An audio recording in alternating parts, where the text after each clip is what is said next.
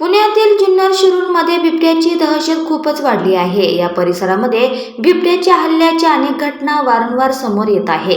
अशामध्ये बिबट्याच्या हल्ल्यात 4 वर्षाच्या चिमुकलीचा दुर्दैवी मृत्यू झालाय। आईच्या डोळ्यासमोर ह्या 4 वर्षीय चिमुकल्या मुलीवर बिबट्याने हल्ला केला। या हल्ल्यात तिचा जागीच मृत्यू झाला।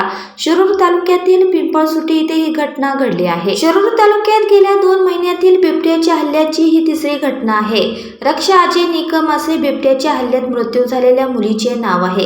घराच्या अंगणात आई आपल्या एका मुलाला जेवण भरवत असताना घराजवळ शिकारीच्या हेतूने दबा धरून बसलेल्या बिबट्याने दुसऱ्या मुलीवर अचानक झडप टाकत शिकार केली। या शिकारीचा थरार आईच्या डोळ्यासमोर घडलाय। बिबट्याने चिमुकल्या मुलीला शेतात फरफटत नेले आणि तिला ठार केले। यावेळी स्थानिक नागरिकांच्या मदतीने मुलीचा शोध घेतला असता 2 तासांनी मुलीचा मृतदेह सापडला।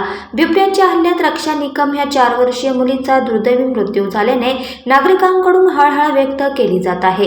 तसंच नागरिकांनी संताप व्यक्त करत बिबट्याचा तातडीने बंदोबस्त करण्याची मागणी केली आहे।